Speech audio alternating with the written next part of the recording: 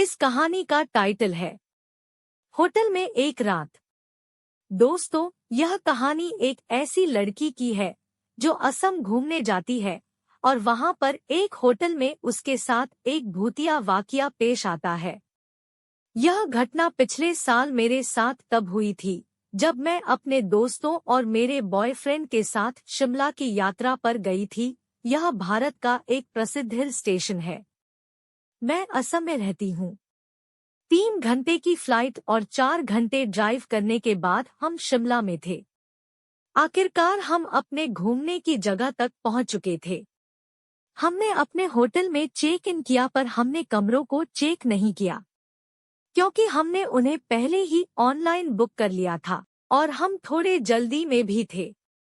इसलिए हमारा सामान होटल में रखने के ठीक बाद हम प्रसिद्ध मॉल रोड को देखने निकल गए, जहां पर कुछ पुरानी बिल्डिंग्स थी जो औपनिवेशिक युग कॉलोनियल एरा से संबंध रखती थी। होटल आने के बाद हमने महसूस किया कि वह होटल काफी सुनसान लग रहा था क्योंकि वहां पर केवल 3 से 4 ही स्टाफ मेंबर्स थे और वहां बहुत ही कम गेस्ट थे। वैसे शिमला पर्यटकों के लिए काफी चर्चित स्थान है, पर वह समय जनवरी का था और उस समय उस जगह पर ठंड भी पड़ रही थी, इसलिए भी शायद कम संख्या में वहां पर लोग मेहमान थे। मैं अपने बॉयफ्रेंड के साथ एक ही कमरे में रुकी और हमने रात के खाने का ऑर्डर देने का निश्चय किया, पर जैसे ही मैंने रिसेप्शन पर कॉल लगाई तो मैंने एक डरावनी आवाज को महसूस किया।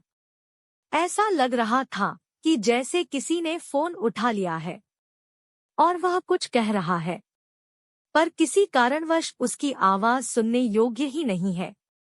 मैंने फिर फोन लगाया, पर तब भी पहले जैसा ही घटित हुआ। तब मेरा बॉयफ्रेंड खुद रिसेप्शन पर गया, पर वहां पर कोई भी नहीं था। उसने मुझसे पूछा कि तुम रात के खाने के लिए बाहर चलना चाहोगी। हालांकि मैं नहीं जाना चाहती थी क्योंकि बाहर ठंड थी, पर मुझे काफी भूख लगी थी, इसलिए हमें बाहर जाना पड़ा। हमारे दोस्तों ने शाम के समय खाना खा लिया था, इसलिए उन्होंने वहीं रहने का फैसला किया। जब हम वापस होटल लौटे तो हमने देखा कि होटल का रिसेप्शन अभी भी खाली था। हमने सोचा कि शायद यह होटल सस्ता होने के कारण यहाँ की हॉस्पिटैलिटी, अतिथि सत्कार, इतना अच्छा नहीं है जितना बड़े होटलों का होता है। मैं तरोताजा होने के लिए वॉशरूम गई। अंदर मैंने वॉशरूम के दरवाजे पर हल्की हल्की सी दरवाजे को खटखटाने की आवाज सुनी, तो मुझे लगा कि यह मेरा बॉयफ्रेंड होगा। तो मैंने उससे कहा कि 2 मिनट रुको, पर दरवाजे पर खटखटाने की आवाज आती रही। तो मैंने दरवाजा खोलकर उससे कहा कि तुम्हें क्या समस्या है, तो वह अपने मोबाइल में गेम खेलता हुआ मेरी तरफ आश्चर्य के साथ देख रहा था। यह काफी अजीब था क्योंकि मैंने साफ रूप से कुछ तो सुना था, पर मैंने सोचा कि शायद बाहर ठंडी तेज हवा चल रही है, जिस कारण से भी किसी प्रकार की आवाज हुई होगी जिसे मैंने सुना होगा। चूंकि हम थक चुके थे, इसलिए जैसे ही हम बिस्तर पर लेटे हमें नींद आ गई। ठीक आधी रात के समय मुझे ठंड लगने लगी। जैसे ही मैं उठी तो मैंने उठकर देखा कि कमल मेरे ऊपर नहीं था। मैं अच्छे से सोती हूँ, तो यह कहना गलत होगा कि मैंने तीनों कंबलों को मेरे ऊपर से हटा दिया होगा। मैंने घड़ी की ओर देखा, रात के 2 या 2:30 बज रहे थे।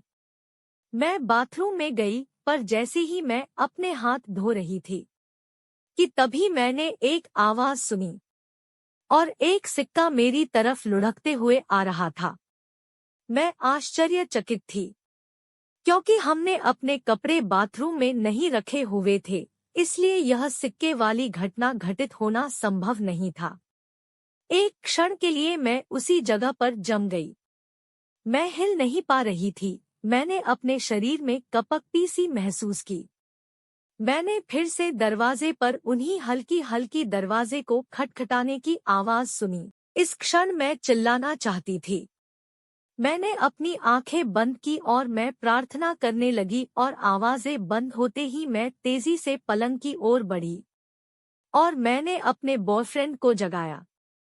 जिसने कुछ भी सुना था। बाद में जब मैंने उसे सब कुछ बताया तो उसने बाथरूम को चेक किया और उसे वो सिक्का मिल गया, पर इस बात का पता नहीं चला कि वो आया कहाँ से था। मैं पूरी तरह से डर गई थी, पर मेरे बॉयफ्रेंड ने किसी तरह मुझे समझाया और कहा कि आज रात हम यहाँ रह लेते हैं और कल सुबह होटल बदल लेंगे। मैंने उसे गले लगाया और मैं सो गई। अगले दिन बाथरूम का इस्तेमाल करते समय मैंने दरवाजे को खुला रखा। उस होटल को छोड़ते समय रिसेप्शन पर कुछ स्टाफ मेंबर्स थे। हम जब उन्हें हमारा होटल का अनुभव बता रहे थे तो वे ऐसे व्यवहार कर रहे थे जैसे वो इसके आदी हो। उन्होंने हमसे कहा कि ऐसा होता ही रहता है यहाँ। जब हमने दूसरा होटल बुक किया तो हमें वहाँ ऐसा कुछ महसूस नहीं हुआ और उसके बाद हमने अपनी यात्रा पूरी की। दोस्तों, आपको हमारी कहानी कैसी लगी कमेंट करके बताएं। अगर आपको हमारी कहानियाँ अच्छी लगती हों तो हमारे चैनल को सब्सक्राइब करें और अपने दोस्तों में शेयर करें।